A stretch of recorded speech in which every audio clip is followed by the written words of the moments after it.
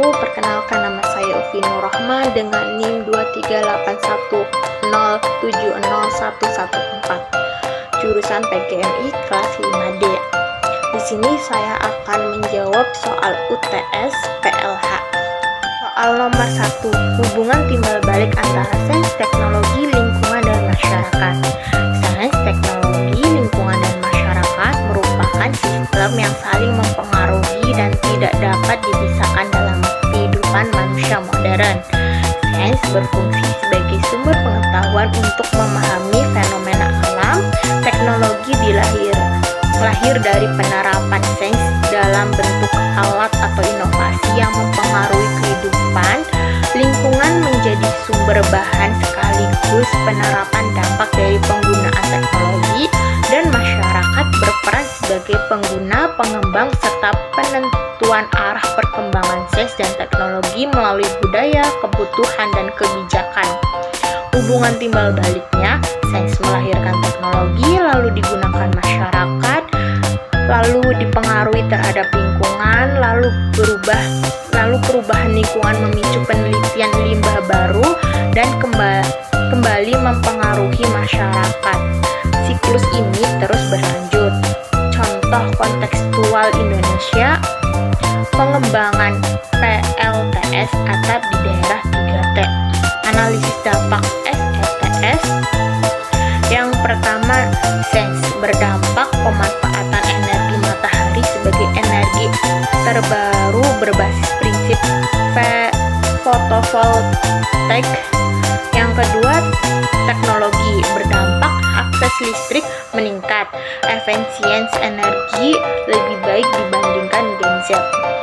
Yang ketiga, lingkungan, emisi karbon turun, penerapan udara berkurang. Yang terakhir, masyarakat berdampak, mobilitas ekonomi dan pendidikan meningkat, namun butuh sosialisasi dan pelatihan pengguna. Terlihat bahwa perkembangan sains dan teknologi harus selaras dengan keberlanjutan lingkungan dan kesiapan sosial masyarakat. Untuk soal nomor 2, ranah efektif dalam pembelajaran STM di SD atau MI.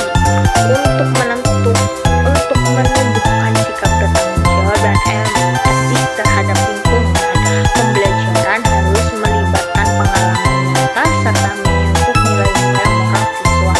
Strategi efektif yang pertama, project based learning berbasis STM. Siswa ikut menyelesaikan masalah lingkungan sekitar sekolah. Yang kedua, inquiry kontekstual. Siswa mencari tahu sebab akibat kerusakan lingkungan.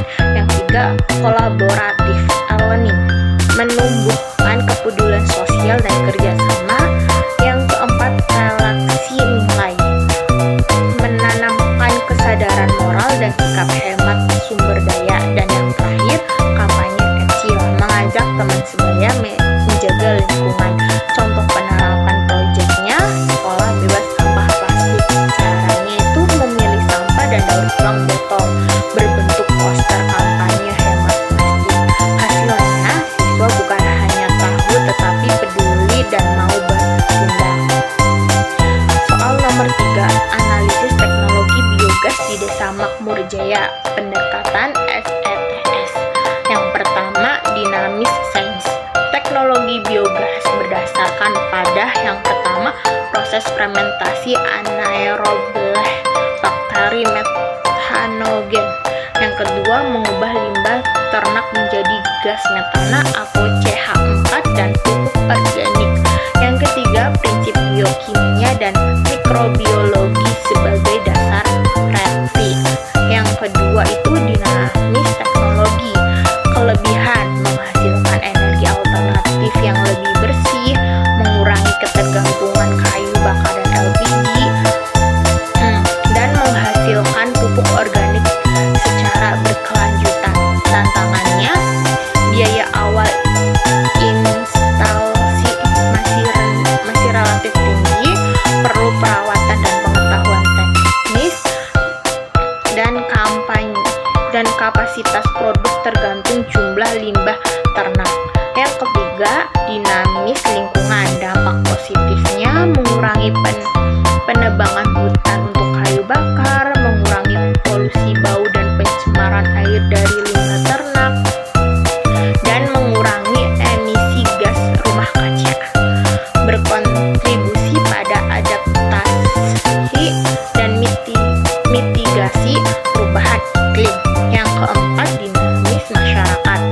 Alasan adopsi limbah yang yaitu kebiasaan tradisional sulit diubah, kurangnya pemahaman memanfaatkan jangka panjang, dan minimnya tokoh masyarakat yang menjadi role model.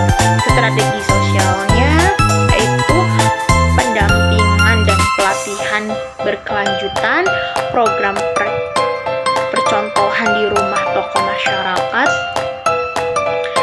edukasi berbasis manfaat ekonomi langsung, dan skema subsidi atau bantuan ala dari desa. Pendekatan sosial yang tepat akan mempercepat penerapan teknologi baru. Nomor 4, penerapan proyek STM untuk siswa kelas 5. Nama proyeknya yaitu Esbrek Plastik Bebas Jadi Kontribusi Ramah Lingkungan. Tujuan proyeknya yang pertama, menumbuhkan kreativitas dan kepedulian lingkungan siswa. Yang kedua, mengurangi sampah plastik di lingkungan sekolah. Yang ketiga, meningkatkan pemahaman hubungan STS dalam kehidupan nyata. Langkah-langkah pelaksanaan yang pertama, identifikasi masalah banyaknya sampah di plastik sekolah. Yang kedua, observasi jenis plastik yang dapat digunakan untuk Esbrek. Yang ketiga, mengumpulkan sampah plastik seperti botol dan plastik kemasan. Yang keempat, membersihkan dan mengeringkan sampah plastik. Yang kelima, mengisi botol dengan plastik padat hingga keras lalu menjadi Esbrek. Yang keenam, merancang bentuk karya seperti kursi kecil, pot tanaman, atau pagar mini. Yang ketujuh, presentasi hasil dan pemanfaatan bagi lingkungan. Yang kedelapan, relaksi nilai etis dan perilaku hidup bersih. Terkaitan dengan STS, unsurnya itu peran dalam proyeknya mengamati sifat plastik tidak mudah terurai di lingkungan. Yang kedua, teknologi. Peran dalam proyeknya menerapkan teknik pembuatan Esbrek sebagai inovasi sederhana. Yang ketiga, lingkungan. Peran dalam proyeknya mengurangi volume sampah plastik di sekolah. Dan yang terakhir, masyarakat. Peran dalam proyeknya kampanye pemanfaatan Esbrek kepada warga sekolah. Indikator kreativitas yang dinilai, yang pertama, keaslian ide desain Esbrek. Yang kedua, kemampuan problem solving dalam mengelola sampah. Yang ketiga, kerapihan dan kualitas kontekstual. Yang keempat, kemampuan berkomunikasi saat presentasi. Yang terakhir itu kolaborasi dalam berkelompok. Melalui pendekatan STM, peserta didik tidak hanya mempengaruhi sains dan teknologi secara teoretik, tetapi juga mampu memperikatkan nilai moral, kesadaran ekologis, serta keterampilan hidup yang relevan dengan tantangan masa kini. Sekian dari saya, kurang-kurangnya mohon maaf. Billahi taufiq wal hidayah. Wassalamualaikum warahmatullahi wabarakatuh.